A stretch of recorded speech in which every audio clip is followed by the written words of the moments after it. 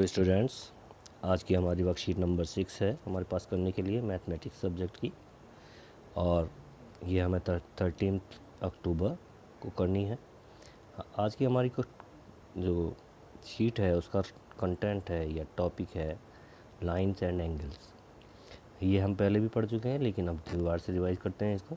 सबसे पहला पॉइंट है इसमें, पॉइंट इनकी डेफिनेशंस लिखेंगे। पॉइंट क्या है? पॉइंट एक कहीं पर भी किसी भी पेज पर लगाया गया एक पोजीशन है किसी भी पॉइंट की, उसको हम ड्रा कर देते हैं और उसका कुछ ना कुछ नाम दे देते हैं। जैसे यहाँ पर एक पॉइंट डॉट लगाया गया है और इसका नाम दिया गया है ए। दूसरा है लाइन। लाइन क्या है? ऐसा इसको जब हम किसी एक रखते हुए दोनों असीमित रूप से, इनफाइनाइट रूप से बढ़ती रहती है, उसको हम बोलते हैं। इसका कोई मेजरमेंट नहीं कर सकते हम a set of points extending opposite direction. तो ये जो डॉट्स हैं इस पर बहुत सारे, हम एक ही तरफ दोनों तरफ बढ़ाते जाते हैं तो हमें क्या मिलती है? लाइन मिलती है। लाइन को हम रिप्रेजेंट करने के लिए a set of points extending in opposite direction is called line. इसको रिप्रेजेंट करने का तरीका क्या है कि या तो हम दो कैपिटल लेटर्स ले लेते हैं और उनके ऊपर हम एरो मार्क्स लगा देते हैं, दोनों तरफ एरो लगे हुए हैं, या स्मॉल लेटर लेते हैं MPQRSTABC कुछ भी ले सकते हैं और उसके ऊपर भी हम एरो का निशान लगा देते हैं। थर्ड है लाइन सेगमेंट, कि अगर हम इसी लाइन में से जो दोनों ओर बढ़ी हुई है इसमें से 2 पॉइंट लगा करके कोई टुकड़ा काट लेते हैं तो उसको हम कहते हैं line segment. Part of the line with 2 and points, यानी जिसके 2 एंड पॉइंट्स दिए हुए हों, represented by 2 capital letters AB। तो इसमें और इसमें क्या फ़र्क है हम देखते हैं कि यहाँ पर जो लाइन का मार्क सिंबल हमने दिया है उस पर एरो लगा हुआ है XY पर, और यहाँ पर जो AB पर है उस पर 2 एंड पॉइंट्स दिए हैं। थर्ड है हमारा फोर्थ रे। रे क्या है? जिसको हम एक एंड पॉइंट होता है, दूसरी ओर वो कहाँ तक जा रही है ये हमें मालूम नहीं है। ठीक है। इसके बाद आता है हमारा एंगल। इससे पहले क्वेश्चन है how many rays can be pass through a point. तो एक पॉइंट से कितनी रेज निकल सकती हैं? तो हम देख भी सकते हैं करके कि हम जितनी चाहें उस पर एक पॉइंट से रेज निकाल सकते हैं। तो इसका आंसर हो जाएगा इनफाइनाइट। दोबारा से लिखते हैं,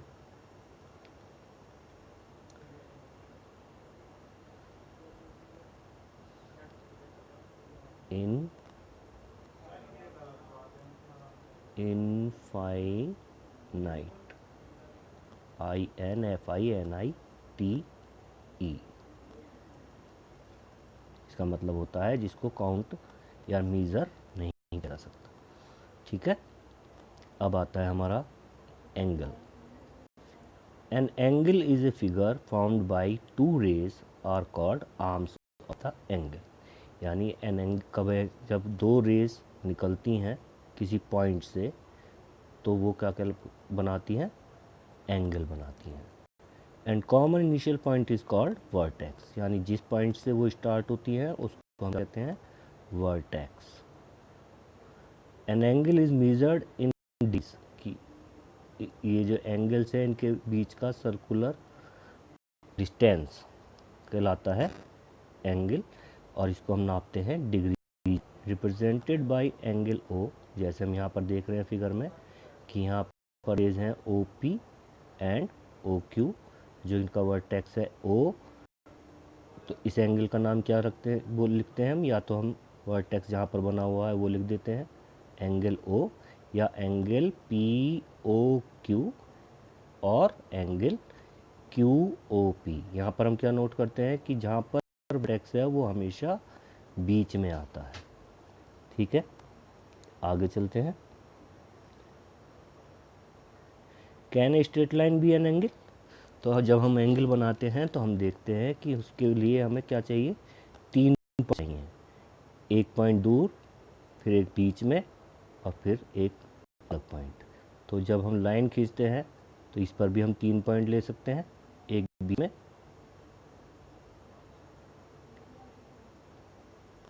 मान लिया इसका नाम रख दिया हमने ए बी और सी।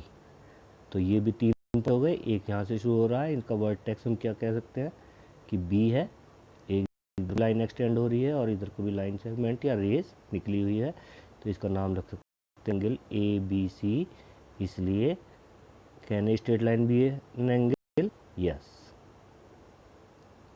तो अब हमने कॉपी में क्या क्या नोट करना है, point, line, line segment, ray, how many rays can be pass through a point, infinite angle. Angle क्या है? An angle is a figure formed by two rays but arms of an angle.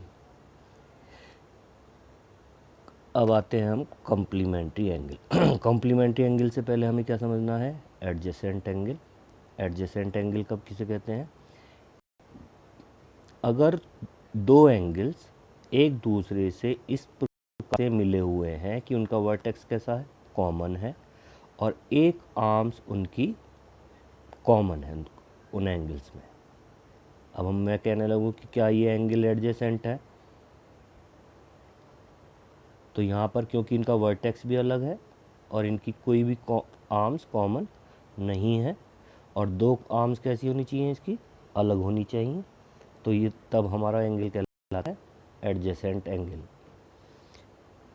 Angles besides year, यानी एक दूसरे के साथ में लगे हुए हैं को, make an angle between angle, कि एक एंगल, पूरा एंगल तो ये है, इसमें भी इन्होंने ये एंगल बना दिया, और या दोनों एंगल एक दूसरे के पास में होने चाहिए। सबसे कॉमन चीज़ क्या है कि कॉमन आर्म ओ आर, कि इन एंगल में एक कॉमन रे होनी चाहिए, आर्म होनी चाहिए, कॉमन वर्टेक्स होना चाहिए, और दो आर्म्स ऐसी होनी चाहिए जो दोनों कॉमन ना हो। तो ये तब हमारा क्या बन जाता है, एडजेसेंट एंगल। अब हम आ जाते हैं कॉम्प्लीमेंट्री एंगल पर, कि यदि हमारे पास में दो एंगल इस प्रकार है कि दोनों का टोटल 90 डिग्री है, मान लिया ये 45 है तो ये भी कितना होगा, 45 होगा। अगर ये 60 है एक, तो दूसरा कितना होगा, मान लिया ये कितना है, 60 डिग्री है, तो दूसरा एंगल क्या कितना होगा सब कॉम्प्लीमेंट्री एंगल के लिए, 30 एंगल। तो अगर दोनों का सम 90 डिग्री है तो हम इनको कह सकते हैं कि ये दोनों एंगल कॉम्प्लीमेंट्री एंगल हैं। इसी तरीके से होता है सप्लीमेंट्री एंगल। सप्लीमेंट्री में when the sum of measure of two angles is 180 degree, यानी अगर ये दो एंगल है और इनका टोटल 180, अगर ये 110 है तो नेचुरल सी बात है कि ये 70 डिग्री का एंगल होगा। ठीक है, तो ये क्या कहलाएगा, सप्लीमेंट्री एंगल। अब आता है लीनियर पेयर। लीनियर पेयर क्या किसे कहते हैं, सप्लीमेंट्री एंगल या लीनियर पेयर एक ही बात है, कि a linear pair is a pair of adjacent angle whose non common arms are opposite arms, यानी कि जिसकी आर्म्स की अपोजिट आर्म्स, यानी जो कॉमन नहीं है, अगर वो एक दूसरे के अपोजिट है, ये किधर जा रही है, तो यानी कि दोनों की पीठ मिल रही है, मुंह नहीं मिल रहे, ऐसे भी हम कॉमन तो कह सकते हैं। तो वो एंगल क्या कहलाता है, लीनियर पेयर ऑफ एंगल, कि एक एंगल ये है और ये दूसरा एंगल ये। जब इन दोनों को देखते हैं हम, तो इनकी जो नॉन कॉमन आर्म्स हैं वो दोनों एक दूसरे के अपोजिट हैं। ये बातें अब समझ लेंगे और दिमाग में भी लिखेंगे और कॉपी में भी लिख लेंगे। इसके बाद में आते हैं हम आज की प्रैक्टिस पर। Identify angle and represent by with symbol. तो जब भी हमें कोई एंगल मिलता है तो सबसे पहले हमें क्या उसका नामकरण करना पड़ता है, उसका कोई नेम देना पड़ता है। तो नेम देने के लिए हमें 3 डॉट्स लगाने पड़ेंगे, जिसमें एक वर्टेक्स है, इसका नाम मान लिया ए, इसका नाम रख लिया बी, इसका नाम रख लिया सी। इस एंगल को हम क्या कह सकते हैं, या तो कह सकते हैं एंगल ए, या क्या लिख सकते हैं एंगल बी ए सी, और क्या लिख सकते हैं angle C A B is equal to 60 degree है। ठीक है, ऐसे ही हम दूसरे एंगल का नाम रख सकते हैं।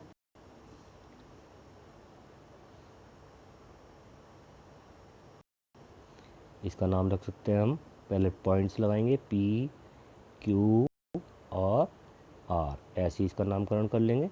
अब ये हमारे पास कैसा एंगल आ गया, एडजेसेंट। एडजेसेंट के लिए हमने अभी पढ़ा है, इसका नाम भी हम कुछ भी रख सकते हैं। मान लिया इसका नाम रख लिया हमने पी क्यू आर एस। तो इसके अंदर हमें कितने एंगल दिखाई दे रहे हैं, इसके अंदर 3 angle, P Q S, angle S Q R, angle P Q R, angle P Q S, angle S Q R या आर क्यू एस, और एक एंगल पी क्यू आर या आर क्यू पी। ऐसे इनके नाम रखेंगे और इनका नामकरण करेंगे। अब ये फिगर दे रखी है हमें, इसमें पूछ रहा है is angle 1 adjacent to angle 2 in figure, कि क्या एडजेसेंट एंगल है। तो हमारी जो कंडीशन है, पहले हम देखते हैं कि क्या इनमें 2 नॉन कॉमन रेज है। हाँ जी है। पहले तो सबसे पहले क्या करना है, हमें इसका नाम रखना है आर एस क्यू पी, कुछ भी रख सकते हैं अल्फ़ाबेट्स। तो इसकी 2 कॉमन नॉन कॉमन आर्म्स कौन सी हैं, S R and Q P. ये कंडीशन तो पूरी हो गई। कॉमन वर्टेक्स है, इसके वर्टेक्स कैसे हैं, अलग अलग, एस और क्यू। तो ये हमारा एडजेसेंट एंगल नहीं है। Give 3 examples of angles in your daily life, कि हमारी लाइफ में जो हम कहाँ पर देखते हैं एंगल्स को। तो एक एग्जांपल्स मैं बता देता हूँ, बाकी के 2 आप देखेंगे। तो हमारा सब अच्छा एग्जांपल क्या है, डोर। डोर की क्या खासियत होती है कि जब वो बंद होता है तो माना वो 0 एंगल बनाता है, और जैसे जैसे वो खुलता जाता है